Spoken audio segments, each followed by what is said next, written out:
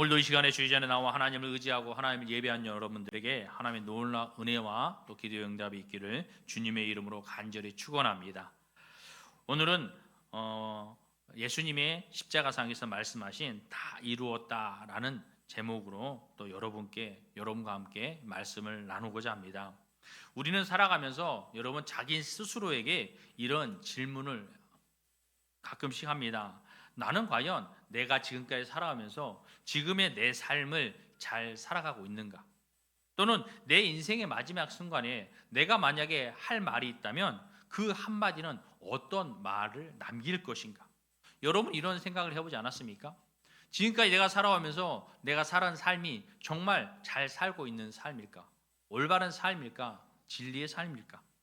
오늘 우리는 인류의 죄를 대속하시고 영원한 생명을 얻게 하려고 십자가에 달리신 예수님께서 마지막 남기신 말을 듣고 있습니다.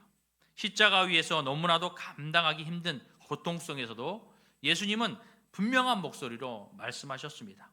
다 이루었다라고 말씀하신 것입니다. 이 한마디는 단순한 것 같지만 엄청난 의미가 담겨져 있습니다. 이것은 하늘과 땅을 뒤흔드는 승리의 선언이며 천국의 문을 여는 외침이었습니다. 죄와 사망의 권세를 이기시고 하나님의 구원 계획을 십자가에서 완전히 이루는 절정의 외침이었다는 것입니다. 오늘 우리는 이 말씀 앞에 다시 섭니다. 다 이루었다라는 이 선언은 우리를 위한 구원의 완성과 사랑의 절정이며 우리의 믿음을 다시 십자가 앞으로 이끄는 새로운 삶의 시작인 것입니다. 오늘 여기 계신 모든 분들이 예수님의 십자가가 주는 복음의 메시지를 마음 깊이 새기시고 또 예수님의 사랑에 다시 한번 감격하며 우리 믿음의 삶을 다시 한번 돌아보는 시간이 되시길 바랍니다. 요한복음 오늘 말씀 17장 17절 18절 말씀에 그들이 예수를 맡음에 예수께서 자기의 십자가를 지시고 해골이라 하는 곳에 가시니 그들이 거기서 예수를 십자가에 못 박을세라고 말씀하고 있습니다. 예수님께서는 이제 십자가에 못 박히셨다는 것입니다. 오늘날 우리는 십자가를 보면서 예수님의 사랑과 또 은혜를 떠올리고 있습니다. 그러나 그 예수님의 지신 그 십자가는 원래는 은혜의 상징이 아니라 저주의 형틀이었다는 것입니다. 로마 시대의 십자가형은 가장 끔찍하고 수치로운 형벌이었습니다. 사형의 방식이었던 것입니다. 노예나 반역자 또한 흉악범들이 처형당하던 도구였고 또는 사람들에게는 공포와 경고의 상징이었던 것입니다. 그런데 이러한 것을 죄 없으신 예수님께서 그 십자가를 지신 것입니다. 죄 없으신 예수님은 왜 그 십자가를 지었을까요? 예수님은 어떠한 죄도 없으셨습니다. 빌라도조차도 이 사람에겐 죄가 없다고 이렇게 선언했지만 예수님은 무리의 외침과 또 종교 지도자들의 시기심에 의해 십자가의 형을 선고받게 되었습니다. 그 이유는 단 하나입니다. 왜 죄 없으신 예수님께서 이 십자가를 지셨을까? 그것은 바로 우리의 죄를 대신 지시기 위함이었던 것입니다. 로마서 3장 23절 말씀에 모든 사람이 죄를 범하였음에 하나님의 영광에 이르지 못하니라고 말씀하고 있습니다. 모든 사람에게 죄가 있다는 것입니다. 그래서 우리는 하나님의 영광에 이를 수가 없다는 거예요. 또 이사야 53장 5절 말씀에 보면 그가 찔림은 우리의 허물 때문이요 그가 상함은 우리의 죄악 때문이다라고 말씀하고 있습니다. 우리가 받아야 할 그러한 심판과 저주 그것을 예수님이 대신 감당해 주셨다는 것입니다. 십자가는 저주의 상징이었습니다. 그런데 왜 예수님께서는 저주받는 그 자리에 서게 되었을까요? 그것은 바로 우리를 그 저주에서 해방시키기 위해서라는 것입니다. 로마서 6장 23절 말씀에 죄의 삭은 사망이요 하나님의 은사는 그리스도 예수 우리 주 안에 있는 영생이니라 라고 말씀하고 있습니다. 죄의 삭은 사망이라는 것입니다. 우리는 죄로 죽을 수밖에 없습니다. 그러나 예수님을 통해서 죄로 죽을 수밖에 없는 우리가 예수 안에 있는 생명을 얻게 되었다는 것입니다. 이처럼 예수님은 가장 수치스럽고 고통스러운 방법으로 그 저주의 십자가를 영원한 생명과 구원의 상징으로 바꾸셨다는 것입니다. 그러므로 우리는 살아가면서 이 십자가를 기억하고 또 날마다 붙들고 그 십자가를 자랑하며 살아야 되는 것입니다. 예수님께서는 마지막 말씀 이전에 내가 목마르다라고 또 말씀하셨습니다. 십자가 위에서 예수님은 목이 마르도록 고통을 당하셨다는 것입니다. 이 고통은 어떤 고통입니까? 십자가형은 극도로 고통스러운 사형 방식이었습니다. 예수님의 목마름은 단순한 갈증이 아니라 온몸이 탈진하고 피를 많이 흘린 상태에서 생존에 필요한 수분까지 완전히 고갈된 상태에서 나오는 타는 듯한 갈증이었다는 것입니다. 이로 인해서 입은 마르고 혀는 입천장에 붙고 숨쉬기조차 힘들어지는 극한의 갈등을 느끼셨다는 것입니다. 여러분 생각해 보세요. 십자가에 못 박히셨습니다. 옆구리에 창을 찔렸습니다. 거기서 모든 피가 흐르고 모든 물이 쏟아졌다는 거죠. 그러니 얼마나 갈증을 느꼈겠습니까? 그 타는 갈증을 시편 22편 15절 말씀에서 내 힘이 말라 질그릇 조각 같고 내 혀가 입천장에 붙었나이다 라고 말씀하고 있습니다. 내 힘이 말라서 질그릇 조각같이 말랐다는 거예요. 이 구절은 예수님의 고통을 예언적으로 묘사한 것입니다. 십자가 위에서의 목마름이 얼마나 처절했는지를 우리에게 보여주고 있는 것입니다. 그분의 고통은 상징이 아니었습니다. 그분은 단지 어떠한 신성의 옷을 입고 인간처럼 연기하신 것이 아니라는 것입니다. 그분은 진짜 인간이 되셔서 진짜 고통을 느끼시고 진짜 아픔을 체험하셨다는 것입니다. 그래서 히브리서 4장 15절 말씀은 이렇게 얘기하고 있습니다. 우리에게 있는 대제사장은 우리의 연약함을 동정하지 못하시는 이가 아니요 모든 일에 우리와 똑같이 시험을 받으신 이로되 죄는 없으시니라 라고 말씀하고 있습니다. 예수님의 고통은 육체적인 것만이 아니라 정서적인 고통이 함께 따랐다는 것입니다. 그분은 사랑하는 제자들에게 배신을 당하고 홀로 남았습니다. 그분을 그렇게 따르던 제자들이 예수님이 잡히시자 모두 뿔뿔이 흩어졌다는 것이죠. 친구라 부르던 이들은 도망을 쳤고 백성들은 십자가에 못 박으라고 외쳤습니다. 이 세상에서 그분을 이해해 주는 사람은 한 사람도 없었다는 것입니다. 예수님의 목마르다는 그 고백 속에는 이해하지 못하는 아픔, 사랑이 거절당한 고통, 철저한 외로움의 절규가 담겨져 있었던 것입니다. 그리고 이것은 영적인 고통이 함께했습니다. 가장 깊은 고통은 바로 하나님과 단절된 것입니다. 죄 없으신 예수님께서 우리의 죄를 짊어지는 순간 하나님 아버지께 버림받은 것 같은 영혼의 어두움과 침묵 속에 떨어지게 되었다는 것입니다. 육체보다 더 고통스러운 것은 하나님의 관계가 끊긴 것 같은 영적인 목마름이라는 것입니다. 우리도 그렇습니다. 우리가 살아가면서 무엇보다도 세상 가운데 어떤 고통과 시련과 역경 속에서도 우리가 무엇보다도 하나님의 관계가 끊어지는 고통이 너무나 아프다는 것이죠. 여러분 세상 가운데 어떻게 살아가고 있습니까? 오직 늘 하나님의 말씀을 의지하고 하나님의 뜻을 분별하며 그 뜻을 이루려는 삶을 살고 있습니까? 아니면 세상의 것에 내 마음이 빼앗기고 내 눈을 빼앗겨서 하나님의 말씀을 잃어버리고 오직 인간의 욕심과 정욕을 따라 세상을 향한 이러한 삶을 살고 있지 않는지, 하나님과 멀어지는 그것을 두려워해야 되는데 그것이 아니라 하나님과 멀어짐을 인지하지 못하고 오히려 세상에 빠져 살아가고 있지 않는지, 그러한 고통이 여러분에게 느껴지시는지, 여러분 그러한 고통을 느끼지 못한다면 여러분 자신을 다시 한번 돌아보시기 바랍니다. 내가 많은 쓰름을 잃어버리고 기도를 잃어버리고 세상의 것이 좋아서 마음이 빼앗기고 산다면 여러분 이것은 하나님의 은혜를 잃어버리는 삶인 것입니다. 그러므로 말씀을 더욱더 가까이 하고 기도하면서 내가 무엇보다도 나를 유혹하는 세상의 것에 우리의 마음과 시선을 빼앗긴 것이 아니라 오직 내 마음을, 내 시선을 하나님께로 향할 수 있는 여러분의 삶이 될 수 있기를 바랍니다.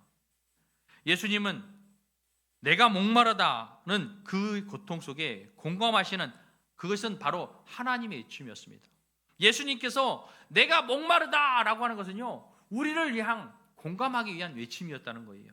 내가 지치고 쓰러졌을 때, 내가 고통 속에서 눈물을 흘릴 때, 내가 외롭고 이해받지 못한다고 느낄 때, 내가 영적으로 메말라 하나님이 멀게 느껴질 때 예수님은 우리에게 말씀하십니다. 나도 목마르다. 나도 외로웠다. 나도 고통스러웠다. 그래서 나는 내 마음을 이해하고 내 마음을 안다. 너의 고통을 내가 알고 있다 라고 외치는 말씀인 것입니다. 예수님은 우리의 고통을 이해한다, 내가 너의 고통을 이해한다 말씀하지 않으셨습니다. 그분은 직접 몸으로 체험하시고 겪으시고 우리와 공감해 주셨다는 것입니다. 그냥 멀리 서서 우리의 아픔을 우리에게 괜찮다 위로하시는 분이 아니시라는 것입니다. 우리의 아픔 속에 오셔서 우리와 함께 고통을 나누고 우리와 함께 울어주시는 그러한 분이시라는 것입니다.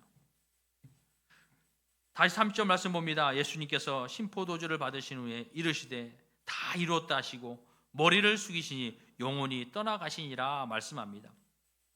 예수님이 이제 이 다 이루었다라고 하는 이 뜻은, 의미는 과연 무엇일까요?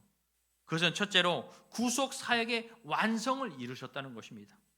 다 이루었다는 말씀은 예수님께서 이 땅에 오신 목적, 즉 인류의 죄를 대속하기 위한 십자가 사역이 완전히 이루어졌음을 의미하고 있는 것입니다. 예수님은 단순히 죽으신 것이 아니라 하나님의 뜻을 온전히 이루시고 승리하신 것이라는 것입니다. 여러분, 예수님이 십자가에 달려 죽으실 때 많은 사람들이 이해를 못했어요.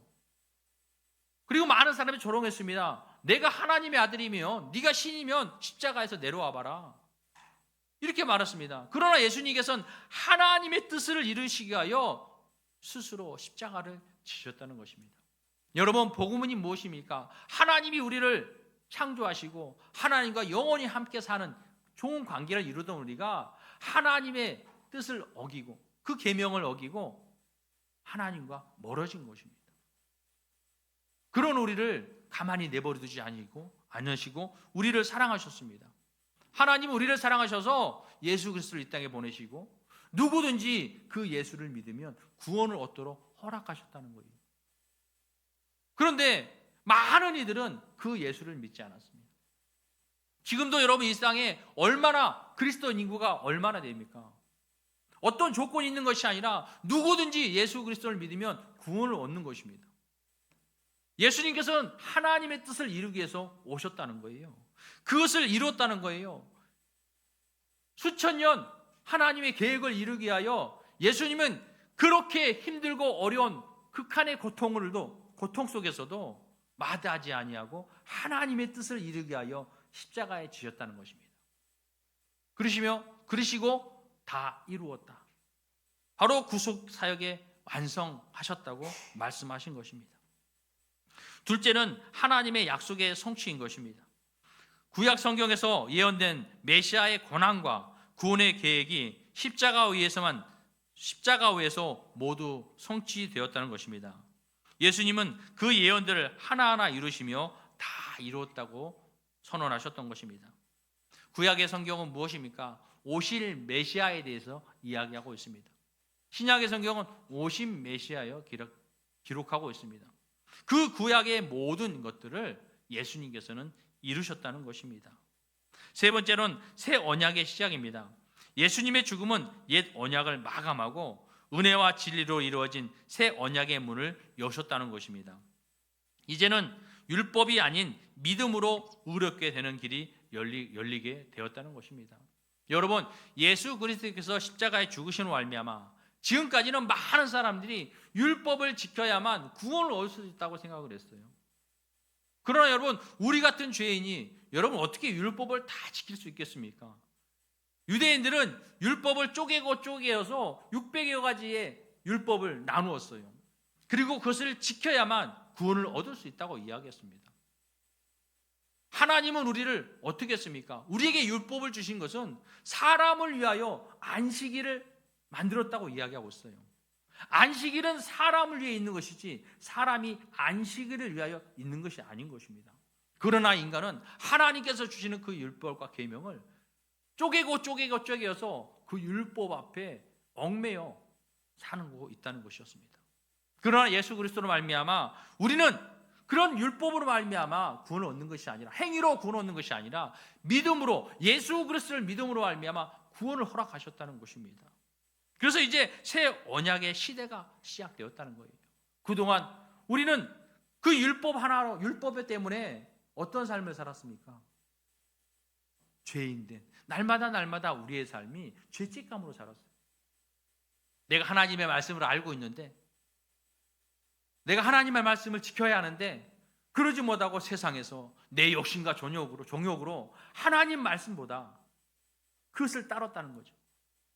늘 내 삶에 죄책감이 있습니다. 하나님 말씀을 지켜야 되는데 내가 그것을 지키지 못하고 내 욕심에 따라, 내 종욕에 따라 내가 죄를 범하고 살았다고. 그러면서 우리는 또 회개합니다. 회개를 하지만 또 여전히 세상 가운데 죄를 짓다 보니까 늘 죄책감으로 하나님 앞에 바로 서지 못한다는 것이죠. 그러나 예수 그리스도를 통해서 여러분 확신하시기 바랍니다. 내 행위로 의로움을 얻는 것이 아니라, 내 행위로 구원을 얻는 것이 아니라, 내가 예수 그리스도를 믿음으로 말미암아 내가 죄를 하나님 앞에 고백했더니 하나님께서 내 죄를 완전히 사해 주셨담을 여러분 믿으셔야 되는 것입니다. 내가 믿지 못한다는 것은 불신인 것이죠. 하나님이 나의 죄를 용서해 주셨다고 믿지 못하고 죄책감에 사는 것은, 그것은 하나님을 믿지 못하는 것입니다. 그러므로 예수 그리스도로 말미암아 행위로 구원받는 것이 아니라 오직 믿음으로 구원을 얻음을 여러분 믿으시고, 우리는 연약한 인간이다 보니 하나님 말씀대로 살아야지만 세상 가운데 죄를 짓더라도 여러분 회개할 때 하나님께서 나를 완전히 용서해 주셨음을, 내 죄를 깨끗이 하셨음을 믿으시고 앞으로 더욱더 믿음으로 살아갈 수 있는 이러한 삶을 살 수 있기를 바랍니다. 또 넷째는 사단의 권세를 무너뜨리는 것이었습니다. 십자가는 패배가 아니라 승리였습니다. 죄와 사망의 권세를 깨뜨리고 인간을 자유케 하신 결정적인 순간이 바로 다 이루었다라는 선언의 순간이었다는 것입니다. 예수님께서는 사망 권세를 이기셨어요. 죄로 말미암아 죽을 수밖에 없는, 여러분 우리가 죄를 가지면 다 죽을 수밖에 없어요. 그러나 예수님께서는 그 모든 우리의 죄를 가지시고 십자가에 달려 죽으셨습니다. 죄의 대가로, 죄의 삭은 사망이기 때문에 죽으셔야 당연한 거예요. 그러나 예수님은 3일 만에 부활하셨습니다. 그리고 우리에게 보여주셨어요. 너희가 나를 믿음으로 말미암아 너희들가 죽으면 나처럼 부활할 거야. 우리에게 영원한 생명을 주심을 여러분 확증하셨습니다. 사망의 권세, 사단의 권세를 이기시고 부활하신 그 예수님을 통해 우리도 죽음으로 말미암아 사망의 권세, 사단의 권세를 이길 수 있음을 여러분 믿으시기 바랍니다. 사랑하는 성도 여러분, 오늘 우리는 예수님의 마지막 말씀 중 가장 강력하고 아름다운 선언 앞에 다시 서 있습니다. 다 이루었다. 이 말씀은 단순한 절망의 외침이 아니었습니다. 이것은 창세 전부터 계획된 하나님의 구원의 역사가 완성되었음을 알리는 승리의 선언이었습니다. 사랑하는 성도 여러분, 다 이루었다. 이 말씀은 끝이 아니라 시작인 것입니다. 다 이루었다. 이 말씀은 절망이 아니라 여러분 소망이었습니다. 다 이루었다. 이 말씀은 죽음이 아니라 생명이었습니다. 이제 우리는 그 완전한 사랑에 반응하며 살아야 합니다. 이 땅에 살아가면서 세상의 것에 우리의 마음을 빼앗기지 마시고 여러분 말씀을 붙들고 하나님의 뜻을 세상 가운데 이루며 살아가는 삶을 살아야 된다는 것입니다. 세상의 어떠한 환경에도 두려움 대신 믿음으로 이기시고 자책 대신 감사함으로 또 무기력함 대신 하나님의 부르심에 대한 순종의 삶을 살아가야 되겠습니다. 마지막 순결까지도 사랑을 이루신 예수님을 기억하며 우리의 삶에서 주님의 뜻을 온전히 이루며 살아가는 저와 여러분이 되시길 주님의 이름으로 간절히 축원합니다. 기도하겠습니다.